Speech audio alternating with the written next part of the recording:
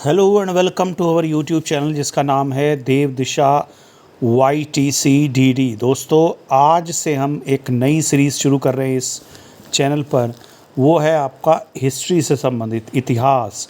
तो इतिहास का हमारा एक पूरा जो जितना भी इतिहास में जो भी आपका सिलेबस है, चाहे वो प्रवक्ता भर्ती परीक्षा में है, चाहे UKPSC PCS में प्री और मेंस के सिलेबस के अकॉर्डिंग है, या समूह ग में, या नायब तहसीलदार जो लोअर सबऑर्डिनेट में, सभी में आपको ये जो इतिहास का सेक्शन है वो आपको हेल्पफुल रहेगा जो हम इसमें वीडियो अपलोड करेंगे।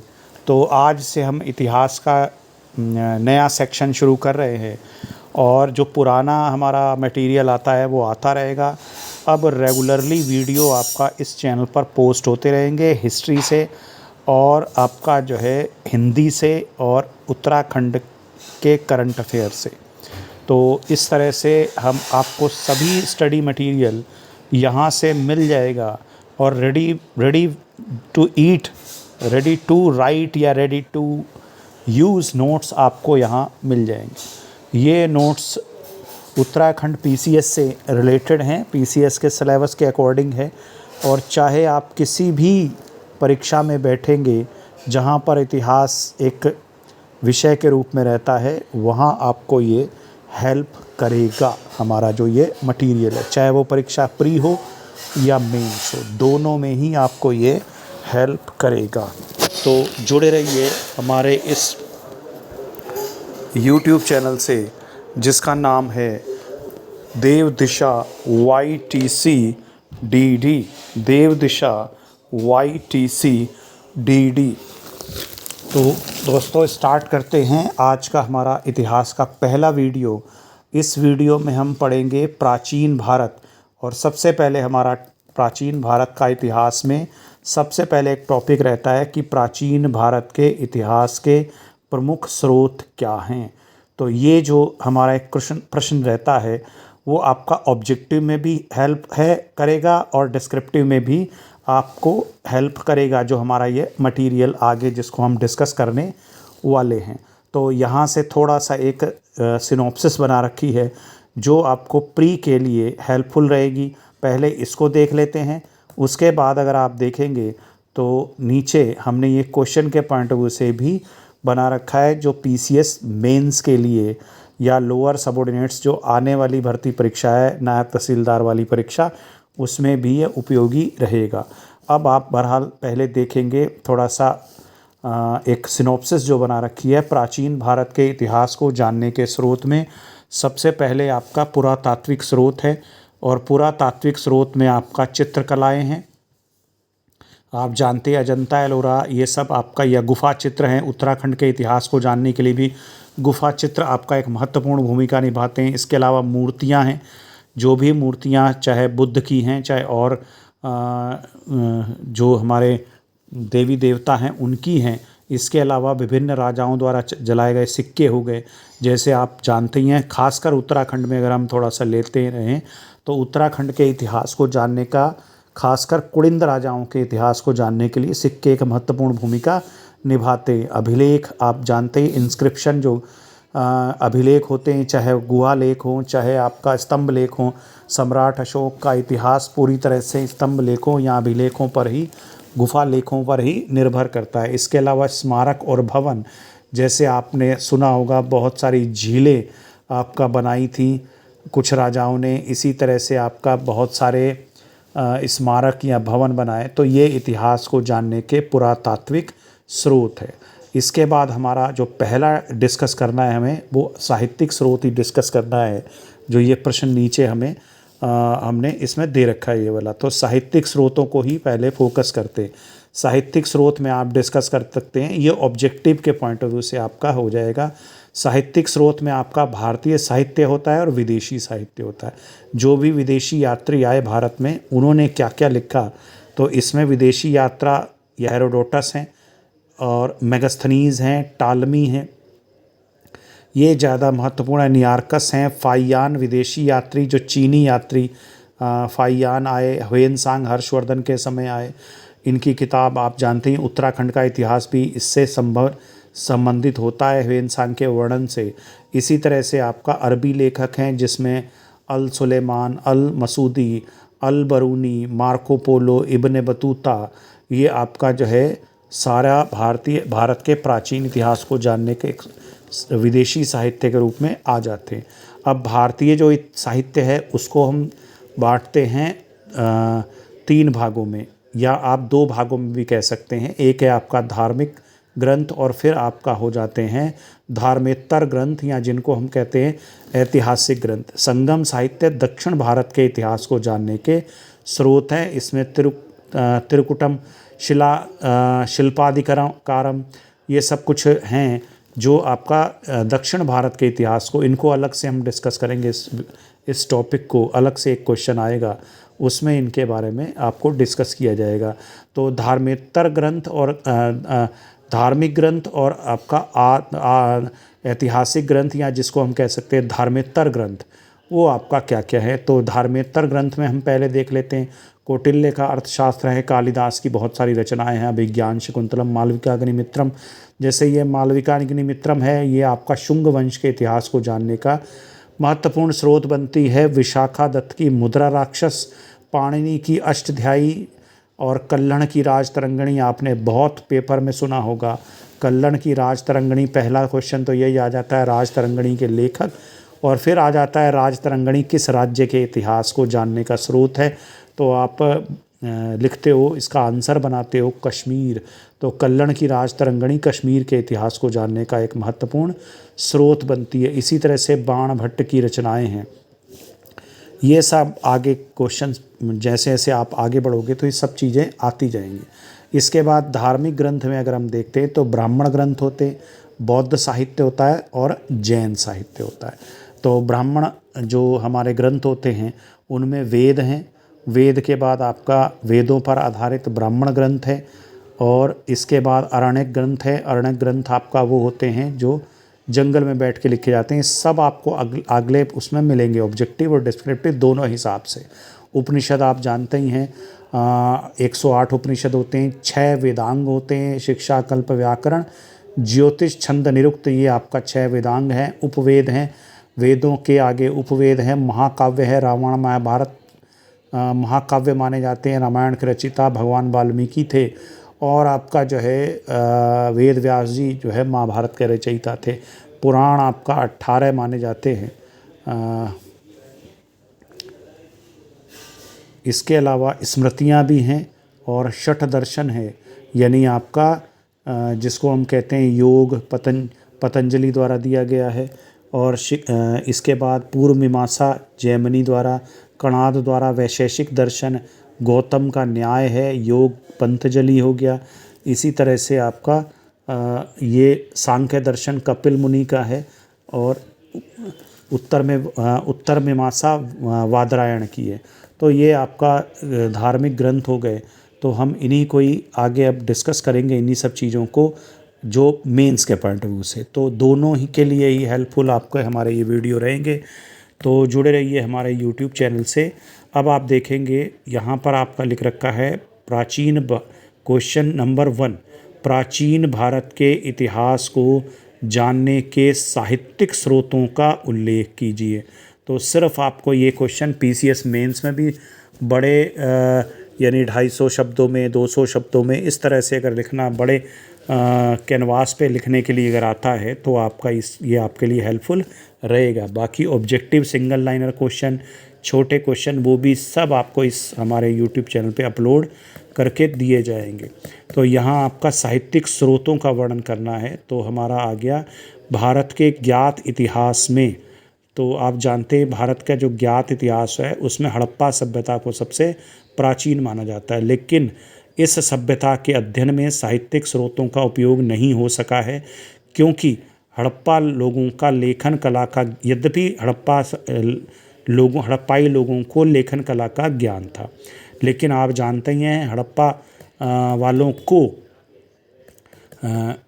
जो उन्होंने लिखा है उसको हम लोग पढ़ नहीं पा रहे अभी तक। तो जो लिपि है वो अभी तक पढ़ी नहीं जा चुकी है, हालांकि बहुत सारे लोगों ने दावा किया है कि हमने हड़प्पा की लिपि पढ़ ली है, लेकिन आपका कोई सेटिस्फैक्ट्री अभी तक किसी का जो है क्लेम पुष्ट नहीं हुआ है कि हमने हड़प्पा लिपि को समझ लिया है। तो अब जब देखेंगे क्वेश्चन को ध्यान से देखिए कि जब वो भारतीय इतिहास की बात कर रहा है और साहित्यिक स्रोतों की बात कर रहा है, तो नेचुरल सी बात है हड़प्पा से हम स्टार्ट कर रहे हैं।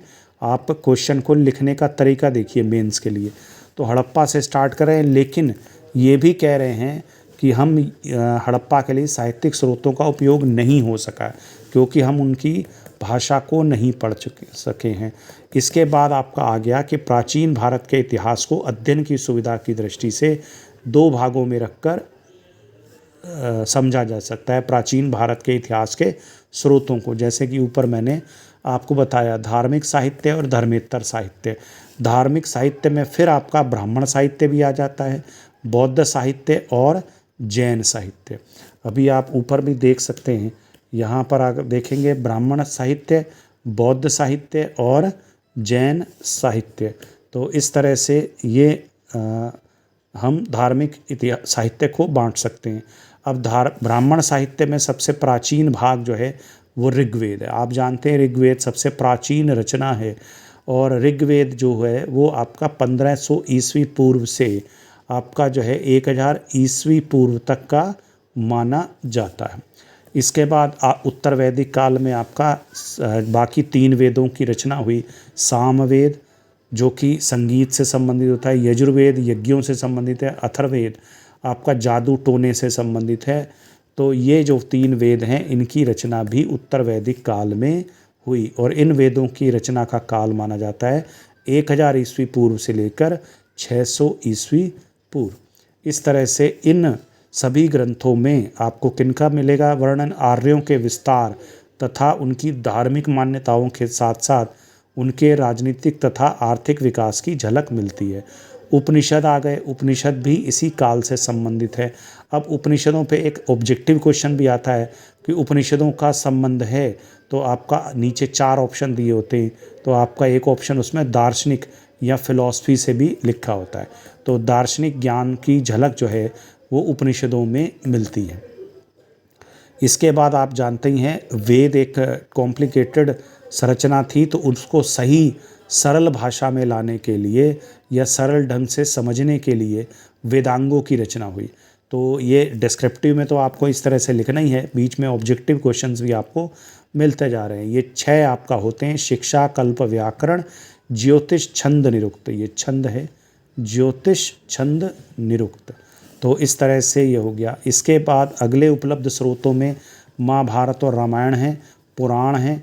तो इनका अंतिम संकलन यानी 400 ईस्वी पूर्व तक के आसपास माना जाता है।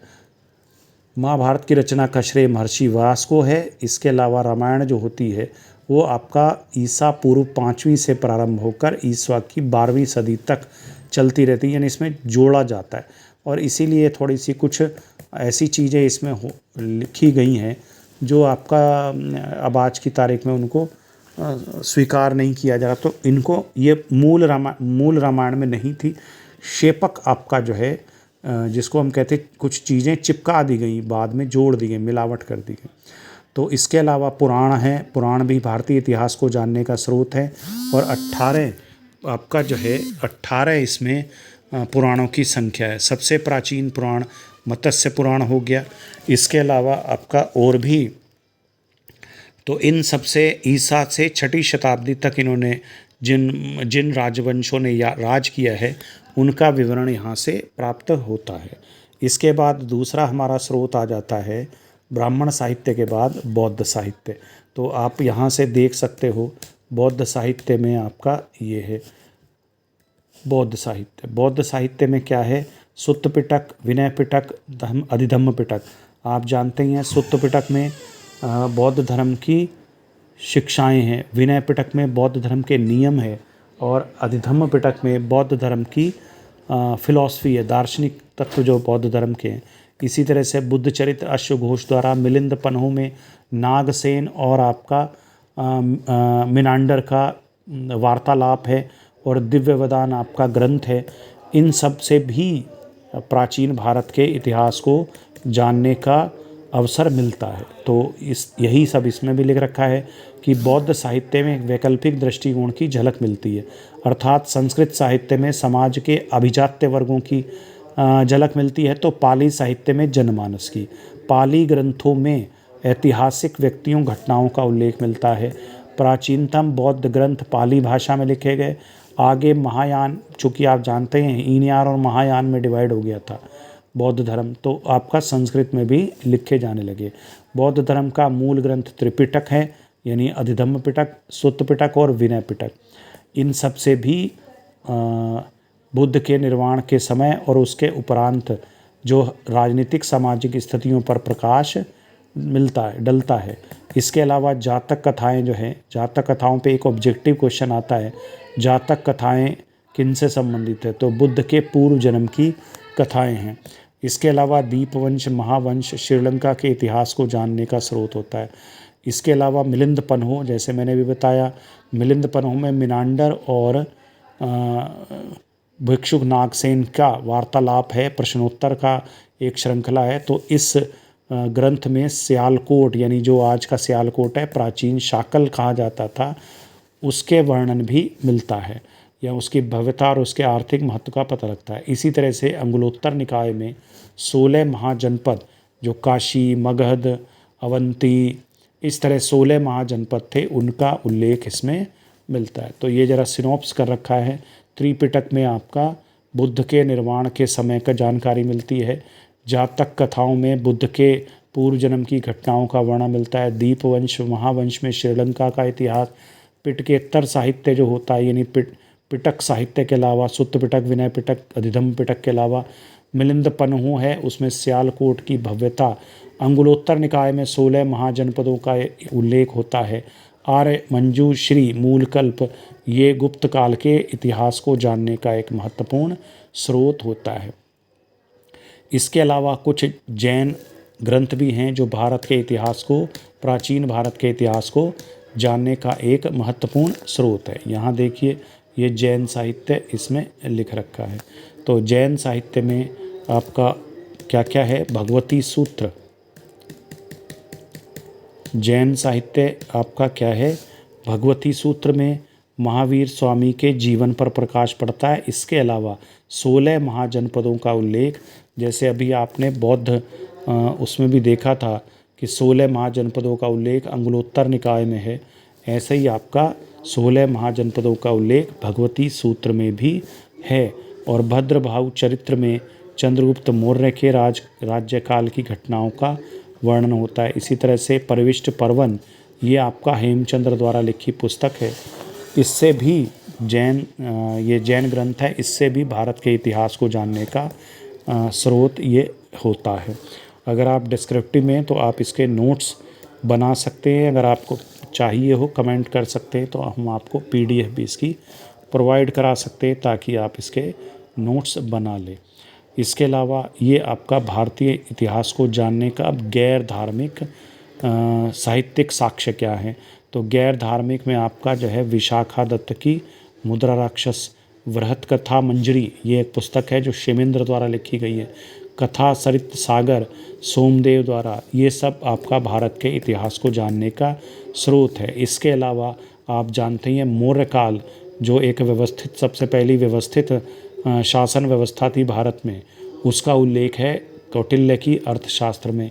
इसमें 15 चैप्टर हैं, यानी 15 अधिकरण हैं। ये भी आप ऑब्जेक्टिव क्वेश्चंस में देख सकते हो।